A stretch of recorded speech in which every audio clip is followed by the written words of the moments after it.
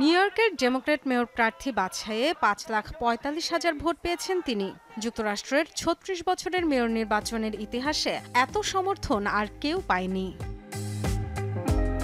শুরু থেকেই যেন ডোনাল্ড ট্রাম্পের মাথা ব্যথার কারণ জোহরান।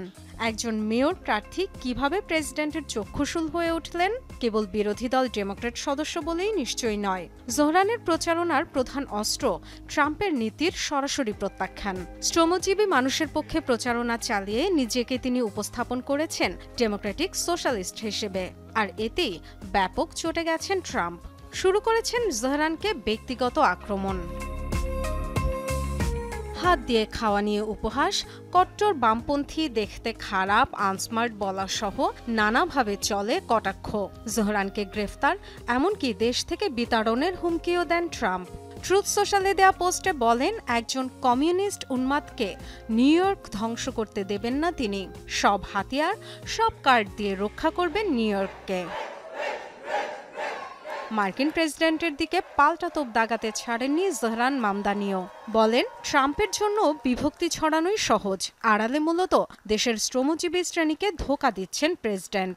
বাধা সত্ত্বেও নিজের কাজ চালিয়ে যাওয়ার অঙ্গীকার করেন জোহরান। ডোনাল্ড ট্রাম্প বলেছেন, আমার গ্রেফতার হওয়া উচিত, আমাকে বিতাড়ন করা উচিত, নাগরিকত্ব কেড়ে নেওয়া উচিত। আমি কে, কোথা থেকে এসেছি, দেখতে কেমন, কিভাবে কথা বলি, এসব নিয়ে প্রশ্ন তুলে আসলে আমাকে আমার লড়াই থেকে বিচ্যুত করতে চান, যে লড়াই কর্মজীবী মানুষের জন্য। ট্রাম্পের নতুন বিল নিয়েও সমালোচনা করেন তরুণ ডেমোক্র্যাট নেতা।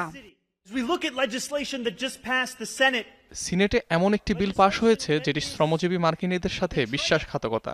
এমন একটি বিল যা ক্ষুধার্তের খাবার কেড়ে নেবে, শ্রমিকদের স্বাস্থ্যসেবার সুযোগ বন্ধ করবে, আর এই সব তাদের সম্পদ বৃদ্ধির জন্য, যারা জানেও না এত অর্থ দিয়ে কি করবে।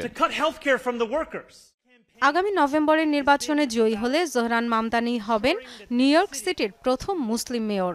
ভারতীয় বংশোদ্ভূত সিনেমা পরিচালক মীরা নায়ার এবং উগান্ডার নাগরিক অধ্যাপক মাহমুদ মামদানির ছেলে জোহরান। বর্তমানে স্থানীয় সরকারের একজন আইন প্রণেতা হিসেবে দায়িত্ব পালন করছেন তিনি।